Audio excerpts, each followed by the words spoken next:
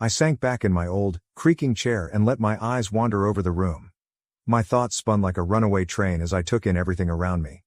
There were so many beautiful women in the place that night, their laughter and chatter filling the air with a careless joy. Yet, amid all these pretty faces, I couldn't help but wonder. Of everyone here, why did Brandon Thompson have the nerve to set his sights on my wife, Jessica? And, even more painful, why did she agree to his advances? How could she choose him over me, her husband, the man who'd built a life with her? It wasn't that I had expected Jessica to be unfaithful. I always believed our life together was solid. Jessica and I had weathered many storms over the years, and we'd planned our future together with more hope than most. We had talked for years about the day our kids would grow up and leave the nest, giving us back our time to focus on each other. I had imagined long, peaceful vacations away from the chaos of raising children, evenings spent in quiet conversation, and maybe even a trip across the Atlantic to see the old world charm of Europe. I pictured us wandering through the Italian countryside, hand in hand, as we rediscovered the spark that had once ignited our passion. But that future was shattered in a heartbeat when I realized that Jessica's plans for tomorrow might no longer include me at all.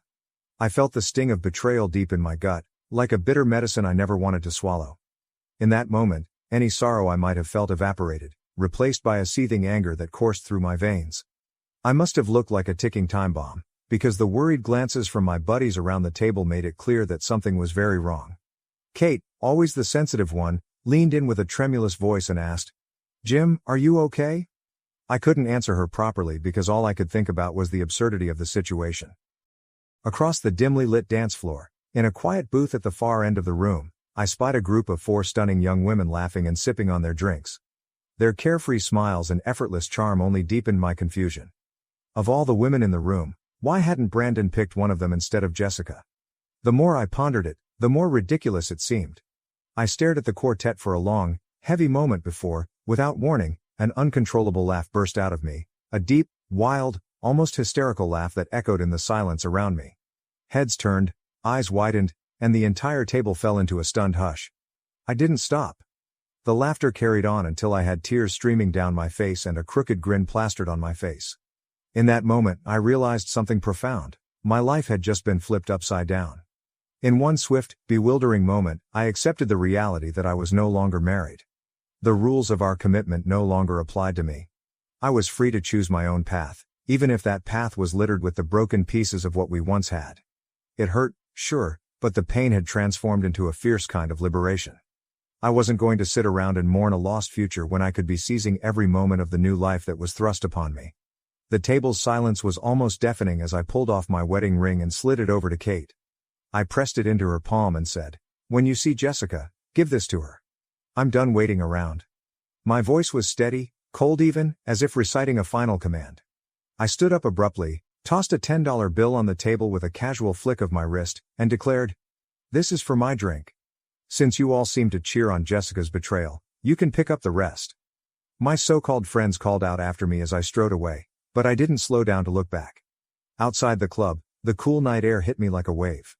My mind was a storm of confusion and determination. If Jessica was determined to chase after selfish pleasures, then I figured I might as well indulge in my own. I set off toward a nearby hotel, my head already full of new plans. When I reached the front desk, I approached the young receptionist with a casual swagger and asked, "Got any full-size suites available tonight?"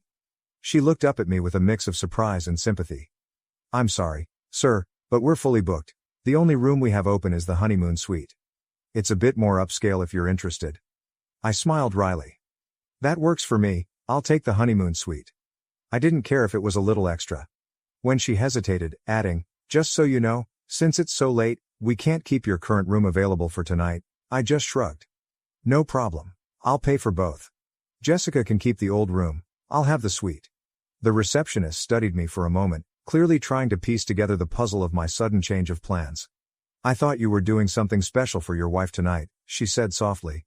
I chuckled dryly, leaning in conspiratorially. "If she comes asking for the key to my room, don't give it to her. In fact, leave strict instructions that nobody tells her I'm still at this hotel." Her eyes widened in surprise, but then a slow, knowing smile spread across her face. "I'll make sure the staff is in on it." After settling my arrangements, I made my way back to the room I'd been staying in. There, in a fit of emotion, I gathered every single item of Jessica's belongings and one by one, tossed them into the trash. It felt almost cathartic to see the remnants of our shared life tossed aside like yesterday's news. Once that was done, I took a deep breath and headed to the new room, the honeymoon suite. It was enormous, boasting a sprawling layout that included a luxurious jacuzzi on a balcony overlooking the city skyline. I spent a long time on that balcony, staring out at the glittering city below, each light a silent testament to possibilities that lay ahead. I was no longer tethered to a painful past. Tonight marked the beginning of a fresh, if uncertain chapter. I pulled out the tuxedo I'd packed for what was supposed to be a fancy dinner date with Jessica. Instead, I spent several minutes in front of the mirror, trying to decide if I should even bother dressing up. In the end, I did it, dressed sharply, as if I were heading to a celebration of my own newfound freedom. After all, sometimes you have to dress the part to make yourself feel like a brand new man. Before heading back to the club, I decided to swing by an ATM to withdraw some cash. The line outside the machine stretched far down the block, but I didn't mind. I felt like a man on a mission, and nothing was going to slow me down. When I reached the door of the club, I flashed a $100 bill at the doorman. Without a word, he swung the door open and let me step into the pulsating heart of the night. My so-called friends were still gathered at the table, their expressions a mix of pity and confusion. I made a mental note that it was time to leave that scene behind. My eyes, however, kept returning to the table where a group of 4 striking young women sat together. They were deep in conversation, their laughter a soft counterpoint to the booming music. They had no male company with them, and it struck me that perhaps fate had arranged for me to have a little fun. I approached them with a casual swagger and a confident smile that I hoped masked the storm raging inside me. "Hey there," I drawled as I reached their table. "What's a group of 4 gorgeous ladies doing all by themselves tonight?" The tallest of the group, a stunning brunette with a mischievous glint in her eyes, laughed heartily before replying. "We're here for our friend. Some fool got dumped by her loser boyfriend, so we're here to cheer her up." It was clear from her words and the slurred cadence of her speech that she was a bit tipsy. "Well," I said with a half smile, "if you don't mind, I'd love to help cheer her up. How about a dance?" The petite redhead at the table, her eyes sparkling with curiosity, turned toward me and extended her hand without hesitation. "Sure," she said softly, her smile welcoming and sincere.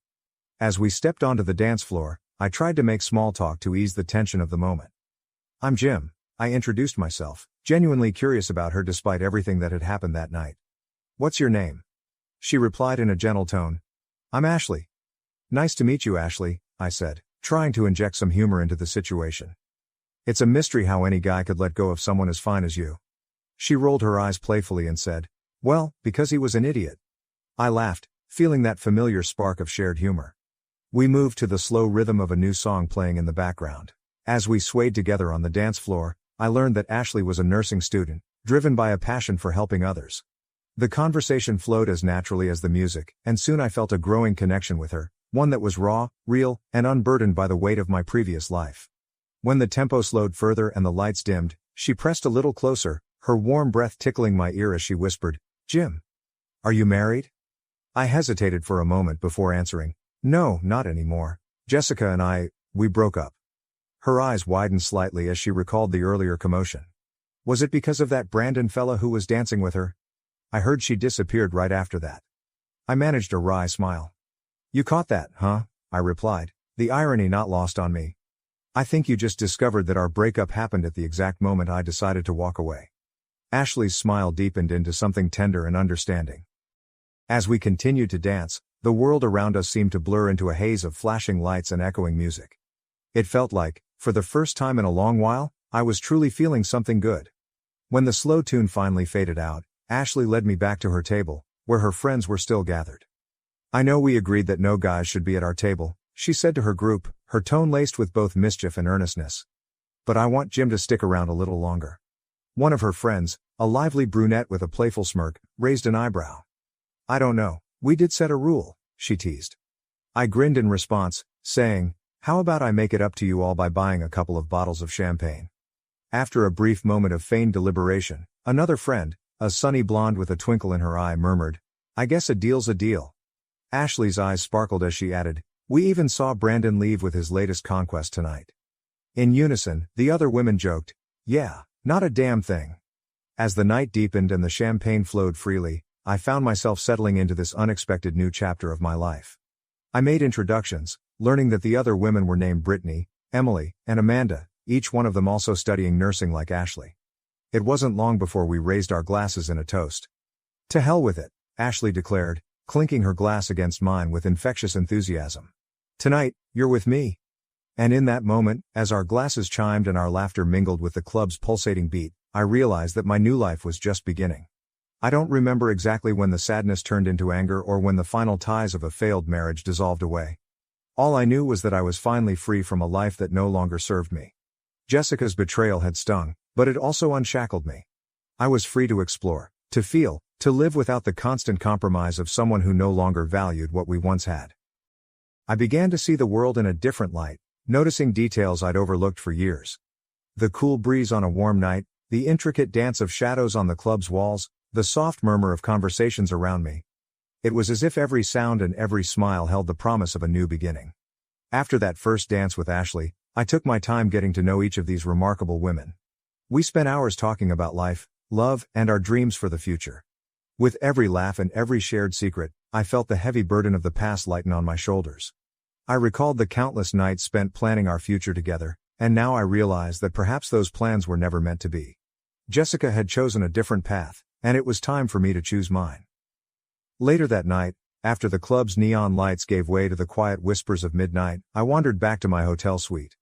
I sat on the balcony of that enormous honeymoon suite for what felt like hours, just absorbing the sight of the city's glittering skyline. Each light was a reminder of hope and possibility, a reminder that the end of one chapter signified the beginning of another. I could almost feel the pulse of the city resonating with my own heartbeat, each throb echoing the raw emotion and newfound resolve in my soul. As I gazed at the urban panorama, I thought about the decisions I had made, the mistakes I had endured, and the painful yet liberating twist of fate that had led me to this very moment. I knew that my life was now a blank slate, and every moment from here on out would be mine to fill. In that silence, broken only by the distant hum of traffic and the soft murmur of the night, I made a promise to myself. I would embrace every experience, however messy or unpredictable, and I would no longer allow anyone to dictate the course of my life. The next morning, I awoke with a heavy but determined heart. The events of the previous night played over in my mind like a montage of memories that were both painful and strangely exhilarating. I dressed casually but neatly, knowing that even on a day meant for recovery and reflection, I had to present myself as someone in control. I ordered a strong cup of coffee from the hotel's small cafe, the bitter liquid matching my mood perfectly, and sat by the window, watching the city slowly come to life. I couldn't help but reflect on how quickly life could change. One minute, you're wrapped up in the mundane routines of family and obligations. The next, you're thrust into a world where every decision feels charged with significance. I spent the rest of the day wandering through the city streets, lost in thought. I walked past familiar storefronts and neon signs, each one stirring memories of a past life that now felt like it belonged to someone else. I recalled the evenings spent with Jessica, our whispered conversations, and the shared dreams that once united us. Now, all that remained was a collection of broken promises and half-remembered plans. I thought about the irony of it all, how sometimes, the very things we cling to in our most desperate moments turn out to be the chains that hold us back. In a quiet park near the center of town, I found a bench and sat down for a long while. The gentle rustle of leaves in the wind and the distant laughter of children playing created a soothing backdrop for my turbulent thoughts. I realized that, despite the pain, I was finally beginning to understand what it meant to be truly free. Freedom wasn't just the absence of commitment or responsibility, it was the chance to rediscover who I was when the weight of someone else's expectations was lifted from my shoulders. That evening, as dusk painted the sky in hues of pink and orange, I returned to the hotel to freshen up before heading out once again. I carefully chose a crisp shirt and a pair of jeans that made me feel both comfortable and confident. My mood had shifted from bitter resignation to a cautious optimism that maybe, just maybe, this breakup was the catalyst I needed to rediscover myself. With the memory of last night's laughter still echoing in my mind, I stepped out into the cool night, ready to see where fate would lead me next. Back at the club, the atmosphere had changed. The earlier commotion had settled into a hum of conversation and laughter. I found myself drawn back to the table where I had met Ashley and her friends. They welcomed me with knowing smiles and warm glances, as if acknowledging that we were all bound by the same unspoken understanding of life's twists and turns. That night, we talked about everything. From our childhood dreams to our deepest regrets, and I felt a kinship with these women that went beyond the superficial interactions of the dance floor. We shared stories of heartbreak and hope, of lost loves and new beginnings. Brittany, with her gentle humor, recounted tales of her struggles in nursing school and the sacrifices she'd made to chase her dream of helping others. Emily, ever the practical one, talked about the challenges of balancing work, studies, and personal aspirations. Amanda, whose laughter was infectious, reminded me that even in the darkest moments, there was always a spark of light waiting to be kindled. And Ashley, my dance partner from earlier, remained by my side through it all, her quiet strength and empathy offering a silent promise that I wasn't alone. As the night deepened, I found myself confessing details of my own journey. The long nights filled with doubt, the moments of quiet despair, and the sudden burst of anger that had both liberated and haunted me. I spoke of the dreams Jessica and I had shared, of the vacations we'd planned but never taken, and of the painful realization that sometimes love wasn't enough to keep two people together. The more I shared, the lighter I felt, as though speaking my truth was slowly peeling away the layers of pain that had built up over the years. Eventually, the champagne began to lose its magic, and one by one, the women drifted away, leaving me alone with my thoughts. I stepped outside into the cool night air, feeling a mix of exhaustion and exhilaration. The city, with all its neon glow and restless energy, seemed to mirror the turmoil inside me. An endless dance of shadows and light. I walked the empty streets for hours, letting my mind wander to places I'd long kept hidden.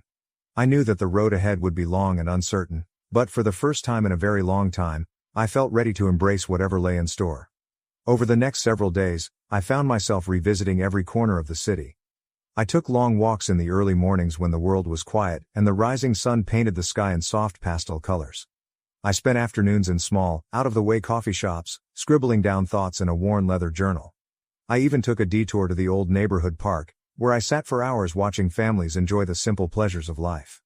With each passing day, I began to understand that while the pain of betrayal would never fully vanish, it could be transformed into a drive for something better, something that was uniquely my own. One evening, I decided to visit a familiar diner on the outskirts of town, a place I'd frequented with Jessica in happier times. As I sat in a booth near the window, the aroma of sizzling bacon and fresh coffee filled the air, and I couldn't help but feel a pang of nostalgia for a past that now felt like a distant memory. I struck up a conversation with the waitress, a kind woman named Lisa, who listened patiently as I recounted the twists and turns of my recent life. "You know," she said softly between refills of my coffee, "sometimes the worst endings lead to the best beginnings." Her words resonated with me, and I found myself nodding in agreement as I sipped the bitter brew. That simple conversation stayed with me, echoing in the quiet moments when I was alone. It was as if every person I met, every experience I had, was subtly nudging me to look beyond the hurt and see the potential for something new. I started to take risks that I had never imagined before. I signed up for a local photography class, something I'd always been interested in but had never pursued. I began to explore parts of the city that I'd ignored, capturing the vibrant life and raw emotion on film. With each new step, I felt myself slowly transforming from the broken man I'd been into someone more alive, more present. One crisp autumn afternoon, while browsing a used bookstore on a quiet street, I came across an old, worn copy of a novel I'd read years ago. The familiar scent of paper and ink brought back memories of simpler times, when I believed in the power of stories to change lives. I bought the book on a whim and spent the entire day reading in the nearby park. With every page, I felt a surge of hope, as if the author's words were speaking directly to me, urging me to let go of the past and embrace the uncertain promise of tomorrow. As the weeks turned into months, my journey of self-discovery continued. I reconnected with old friends, made new ones, and slowly rebuilt my sense of identity that had been buried under the weight of a failed marriage. I even started dating casually again, meeting people who, like me, had experienced their share of heartache. Each new relationship taught me more about myself, about the resilience of the human spirit, and about the beauty that can emerge from even the most painful experiences. I remember one particular night when I was out with a group of friends at a local bar. The place was small and unassuming, the kind of joint where everyone knew your name and your story. As we laughed and shared stories of our past misfortunes, I realized that I had finally found a sense of belonging that I'd been missing for so long. It was a simple, honest camaraderie, one built on the shared understanding that life was messy, unpredictable, and sometimes downright cruel, but also capable of surprising beauty. Looking back now, I can't help but marvel at the strange twists and turns that led me from that fateful night at the club to where I stand today. The betrayal by Jessica, the shock of her choosing Brandon Thompson over me, and the chaos of that night all set off a chain reaction that ultimately brought me to a place of unexpected freedom. I learned that sometimes you have to lose everything you think you know in order to discover who you truly are. I learned that pain can be a powerful catalyst for change and that, even in the midst of heartache, there is always a glimmer of hope. As I continue to move forward, I still carry the scars of those dark days. But each scar is a reminder of the strength I found in my darkest hour, of the moment when I decided that I was worth more than the betrayal and the broken promises. I now understand that life isn't about holding on to what once was, but about embracing what could be. I'm no longer the man who waited for his wife to come back. I'm a man who has learned to carve out his own destiny. Today, when I look at the city skyline from the balcony of my favorite high-rise, I see not just a collection of buildings and lights, but a testament to resilience and renewal. Each window, each shimmering light, is a story of survival, of dreams rekindled, and of the endless possibility that tomorrow holds. And while the pain of the past may never completely vanish, it has become a part of the mosaic that is my life, a mosaic that is, despite its fractures, more vibrant and meaningful than I could have ever imagined. This is my story of loss, anger, and ultimately, rebirth. It's the story of how I transformed heartbreak into a journey of self-discovery, of how I learned to laugh in the face of betrayal, and how I opened my heart to new experiences despite all that had been taken from me. It's a story of second chances, of finding light in the darkest of places, and of embracing the uncertainty of life with open arms. And so, as I stand here, a man forever changed by the trials of his past yet filled with a cautious optimism for the future, I can only say, here's to new beginnings. Here's to every step taken in defiance of fate. Here's to finding beauty in the chaos and courage in the face of adversity. Every day is a fresh start, and every moment is an opportunity to rewrite the story of my life, one chapter at a time. I know now that I'm not defined by the mistakes of yesterday or the heartbreak that once consumed me. I'm defined by the choices I make each day, by the quiet moments of reflection on an empty park bench, by the warmth of shared laughter with newfound friends, and by the fierce determination to never settle for a life half-lived. I've learned that true freedom isn't found in the absence of pain, but in the willingness to rise above it, to let go of what holds you back, and to step boldly into a future where you are the master of your own destiny. As the years go by, I often think back to that transformative night. The night when everything changed. I remember the sound of my own laughter echoing in the club, the bittersweet taste of anger and liberation mingling in my mouth, and the way the neon lights danced in my eyes as I realized that I was finally free. It wasn't an easy road to walk, and I know there will be more twists and turns along the way. But I'm ready. I'm ready to embrace whatever comes next with a heart that's open, a spirit that's unbreakable, and a soul that has finally learned to love itself. So here I am, telling my story with nothing left to hide, with every scar and every smile a testament to the journey I've taken. And if there's one thing I've learned, it's that life is unpredictable, beautiful, and sometimes downright absurd. But it's all ours for the taking, if we have the courage to let go of the past and dare to dream again. This is the story of my rebirth, a story that isn't about the end of a marriage, but about the beginning of a new chapter in a life that is richer, bolder, and more authentically mine. And as I continue to write the pages of my future, I do so with gratitude for every moment, every mistake, and every triumph that has brought me to this place.